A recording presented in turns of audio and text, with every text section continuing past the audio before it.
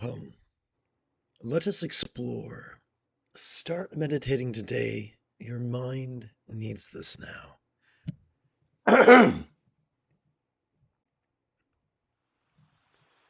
Together as a team, let us relaxingly recite. The Nobel laureate Albert Einstein is said to have quipped,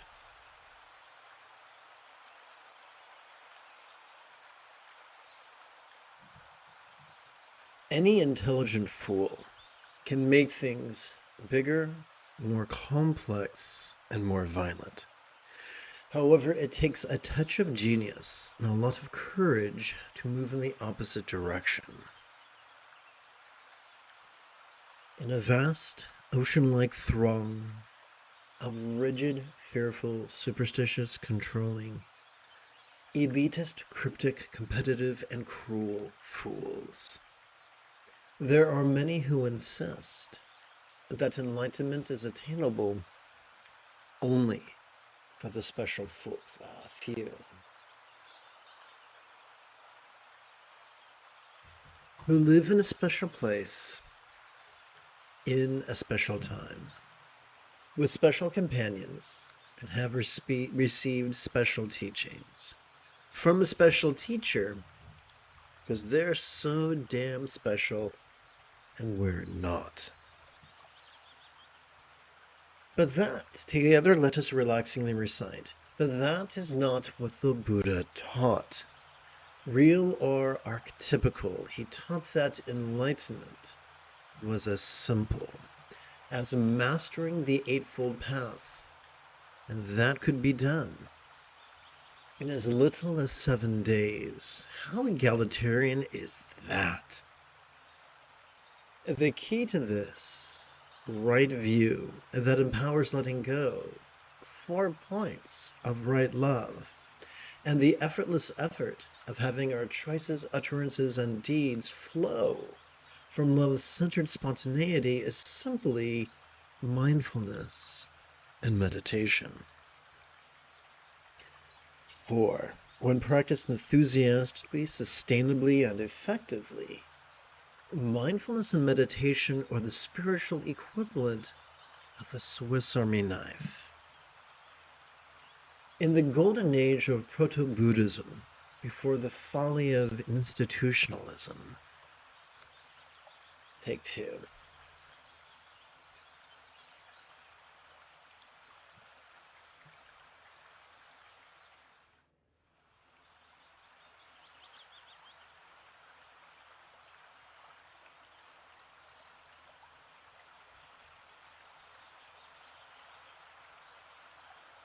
Let's make sure this fits on the screen properly, otherwise it's very difficult to recite. Okay, let's take it from the top.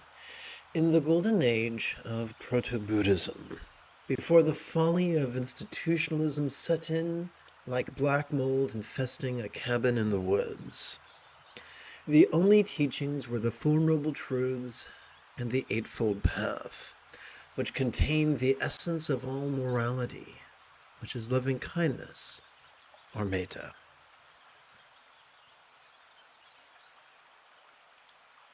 Remember, actively striving. I need to go back.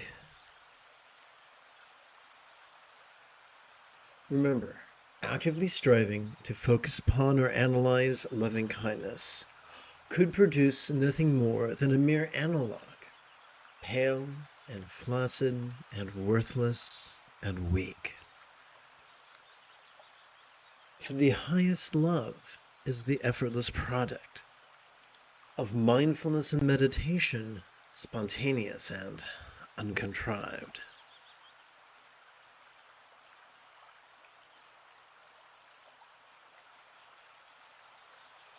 Okay, this is another editing opportunity, and I know that's a pain in the ass, guys. I apologize.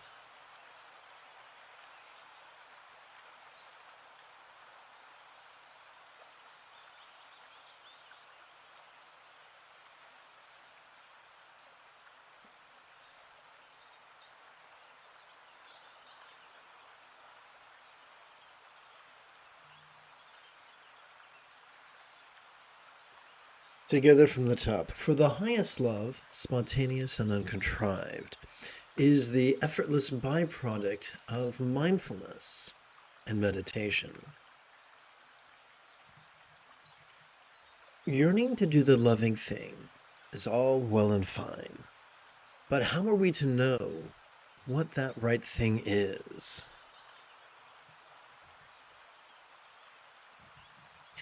What the most kind manner is in which to do it, and when the most kind time is in which it must be done.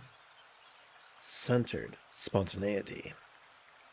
When our choices, utterances, and deeds flow from the centered spontaneity, which in turn is generated by our practice of mindfulness and meditation, love's kindness is as natural, effortless, and effective as our next breath.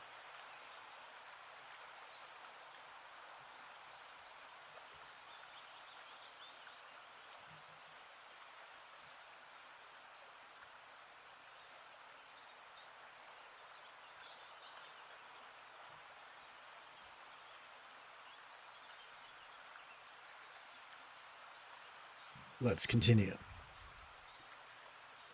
For those of us who are keen to devote ourselves to an Ajahn, Roshi, Shifu, or Lama, our ultimate teacher is simply our mindfulness and meditation.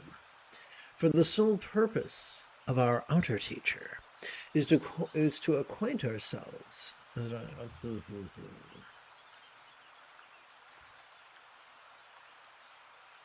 is to acquaint us with the inner one, which can be done in but one sitting. For those who are keen, to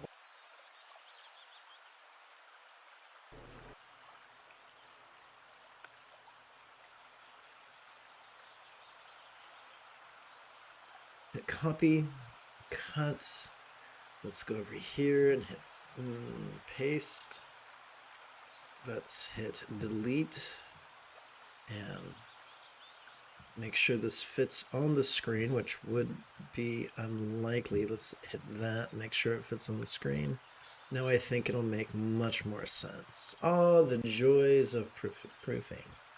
Together, for the purpose of the outer teacher is to acquaint us with the inner one, which could be done in but one sitting. For those who are keen to make offerings, there is no finer object of such gifts than our teacher who is kind enough to give us instruction and answer our questions. And although optional donations could be lovely, the greatest offering we can make to our teacher is none other than the enthusiastic and sustainable practice of their instructions concerning mindfulness and meditation.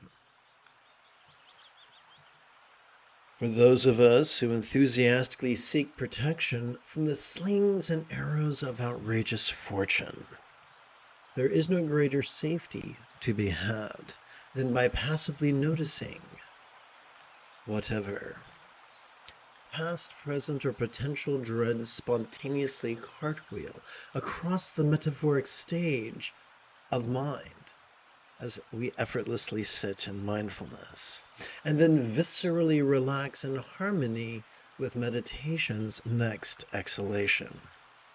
For those of us who are eager to manifest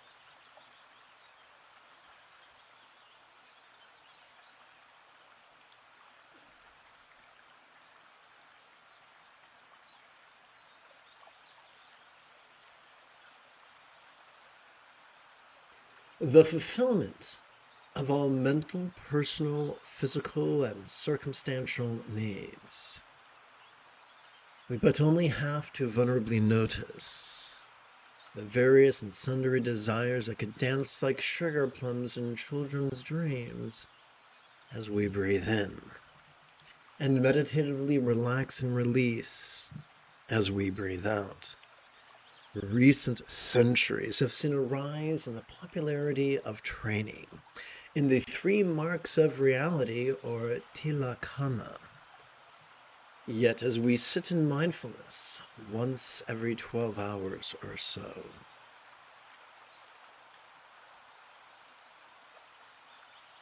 we cannot help but automatically notice, recall, or anticipate stress or dukkha. And as we meditatively relax into our exhalations, we cannot help but viscerally experience how that which we noticed during our previous inhalation could fleetingly feel temporary or anicca, and as non-graspable as if they simply were not us, or anatta. Even the tyranny of the five, take two, even the tyranny,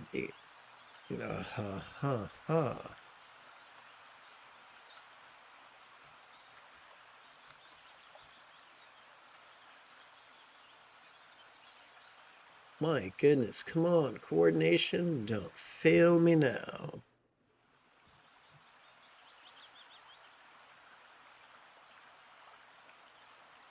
From the top. Even the tyranny exerted by the 5 mental poisons over our choices, utterances, and deeds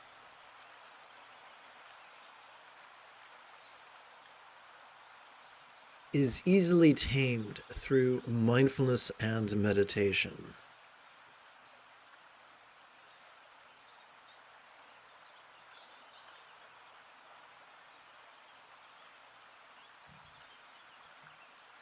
First, as we meditatively relax into our exhalation, whatever dread we vulnerably noticed during our previous inhalation could feel as non-graspable as mirror-like wisdom. Second, as we meditatively release into our exhalation, whatever desire we passively noticed during our previous inhalation could feel as empty as discerning wisdom. Third, as we meditatively relax into our exhalation, whatever turmoil we vulnerably noticed during our previous inhalation could feel as non-graspable as all-pervading wisdom. Fourth, as we meditatively release into our exhalation, whatever jealousy we randomly noticed during our previous inhalation could feel as void as all-accomplishing wisdom.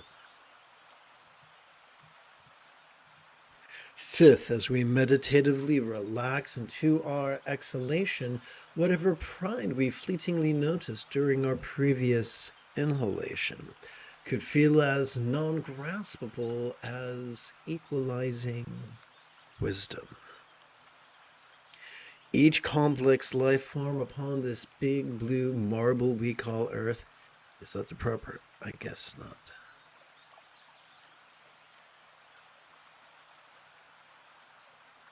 Has evolved to be hedonistic at heart.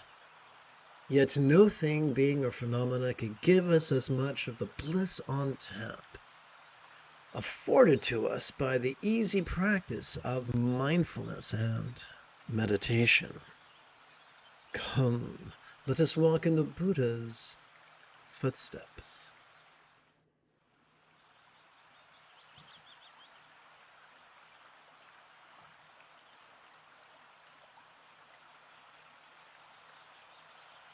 Having completed our opening lesson, it's time to shift gears. It is Rey Skywalker Sunday morning. Come, let us meditate like a Jedi after approximately 30 seconds of housekeeping. This is Lama Jigme Gyatso of the Buddha Joy Meditation School. For more than 30 years, I harnessed my autistic special interests and my ADHD hyperfocus to spend about 8 hours a day, almost every day, Studying, whoopsie, here we go. Studying, practicing, mastering, and reverse engineering the teachings and techniques of each school of meditation so that I can become your nerdy, neurodivergent guide to nirvana. Welcome, my friends, to Meditate Like a Jedi, which is made possible due to the generosity of viewers just like you. We turn now to this morning's primary practice.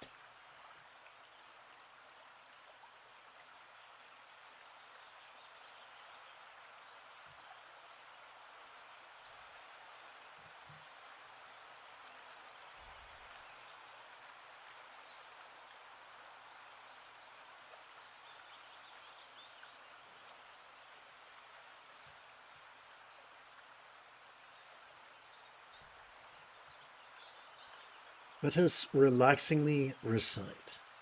Whatever comes, may all beings notice, relax, and flow. Whatever stays, may all beings notice, relax, and flow. Whatever goes, may all beings notice, relax, and flow.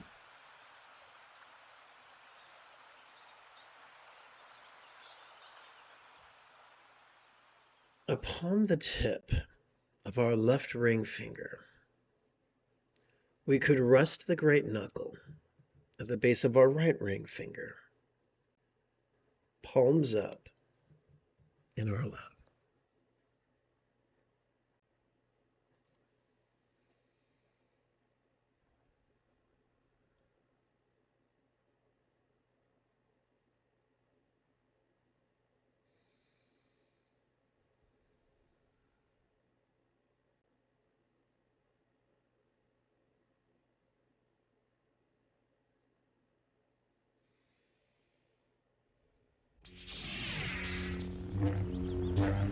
Doing so could gently invite our real or imagined subtle energies to automatically coalesce at the navel region of our mid-abdomen.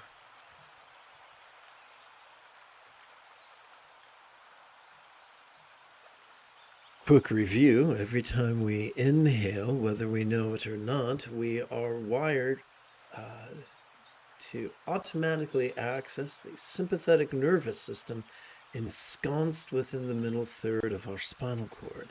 This bad boy has evolved to help us to notice in a very special way, to help us to notice vulnerably, passively, viscerally, randomly, and fleetingly. Each time we exhale, whether we know it or not, we evolved to automatically access the parasympathetic nervous system, divided between the lower third and the upper third of that same spinal cord, to support the physical relaxation and mental release known as meditation. Therefore, let us silently and mentally recite noticing during each inhalation, and let us silently and mentally recite relaxing during each exhalation. Remember, the moment you have a specific question about Buddhist recitation, Buddhist meditation, or Buddhist philosophy, do not hesitate to type your question in great detail in the chat window.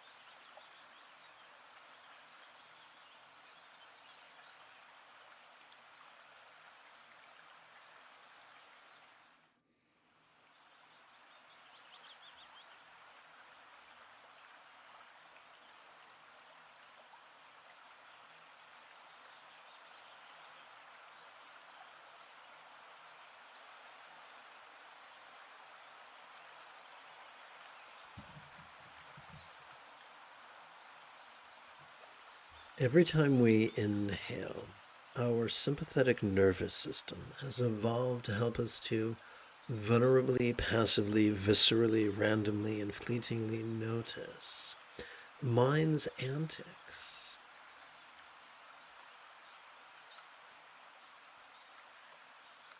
Such as perceiving the external or the internal, the physical or the mental, the pleasurable or the painful, the interesting or the boring, the glorious or the grotesque. Every time we exhale, our parasympathetic nervous system helps us to physically relax and therefore mentally release. The most efficient way to practice mindfulness is to silently and mentally recite the noticing during each inhalation. The most efficient way to practice meditation is to silently and mentally recite the verb relaxing during each exhalation. Let us do so now.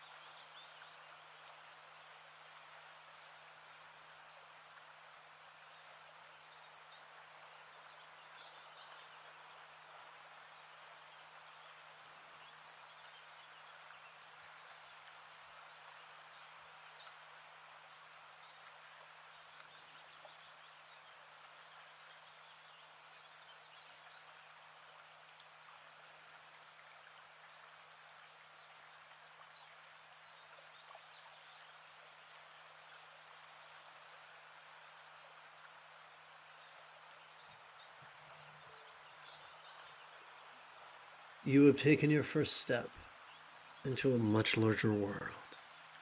If you feel that I have earned it, you could give this live stream a thumbs up. You could even help support this channel.